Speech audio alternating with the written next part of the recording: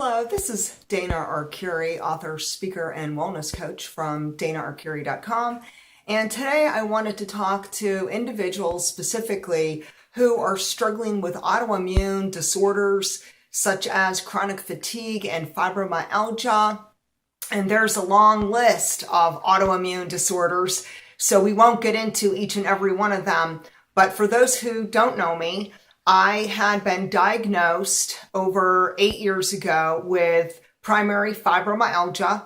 And as most of you probably do know, there's not an exact test or any form of blood work or procedures that can medically really point the finger at fibromyalgia. So it's not like someone who has hypothyroidism and they have all these special tests and blood work and so forth that could actually really give a positive evidence pointing to that particular disease. So people who fall into the bracket of autoimmune disorders, and especially the chronic fatigue and fibromyalgia, are typically people who have been very sick and tired and not feeling well for many years. It's usually not something that's just a sudden onset of symptoms. It's something you've been struggling with for a long time, and you've been searching for answers, and perhaps you've never really resolved it or found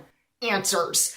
And so as for myself, I was on the quest to regain my health 8 years ago.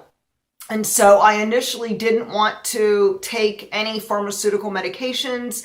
I wanted to do it my way, and my way at that time was basically to not do anything too invasive or too dramatic, to just kind of watch myself and just see if I could reduce my stress levels and see what I could do on my own in my own life to reduce my pain levels. What I didn't know then, I do know now. And I've learned a lot in 8 years. And for those who may be new to my videos, I am an actual author, published author. So here's the first book that actually shares my fibromyalgia journey. And so it's called Harvest of Hope, Living Victoriously Through Adversity. It is a memoir, and it shares my own unfathomable rock bottom experience, basically climbing myself out of the deepest, ugliest, most excruciating, painful time of my life,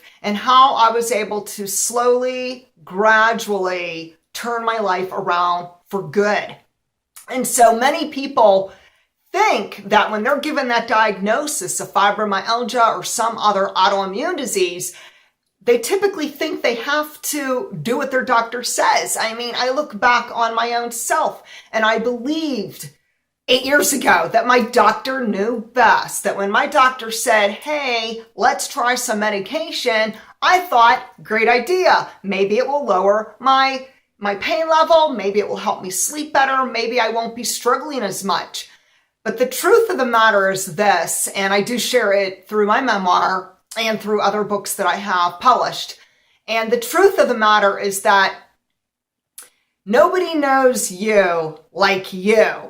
And that even though someone may have a wonderful degree, they have this wonderful education behind them as a physician, they don't always know what is best. And so while I could admire physicians in the medical community for their education, I know from a learning experience and from my own fibromyalgia journey that nobody knows better how to treat myself and how to regain my health my own way. And my way is actually not Western medicine. So there's many people who choose to go the Western medicine, traditional methods of using medical procedures and pharmaceutical drugs and invasive procedures and testing and so forth. And while I had done that in the early stages of my diagnosis, and I had many years in the very beginning where I did seek help the traditional way, I found out very clearly and very abruptly and fast that it was the wrong way. That sometimes there are other answers, and we cannot always look to Western medicine or look to traditional methods that may have been the only option given to us. So here's the truth. The truth is doctors who go to school, they go to medical schooling, they spend years and years and years learning about medicine and procedures and surgery and everything under the sun to do with traditional medicine. They rarely get many hours to gain insight, knowledge, and hands-on experience in pure nutrition. So looking back, I see that when I took a fibromyalgia program that supposedly was supposed to help me regain my health, when in actuality it brought me to a horrid nightmare in which my body was screaming in pain, my depression was reaching skyrocketing heights, and I was not getting answers.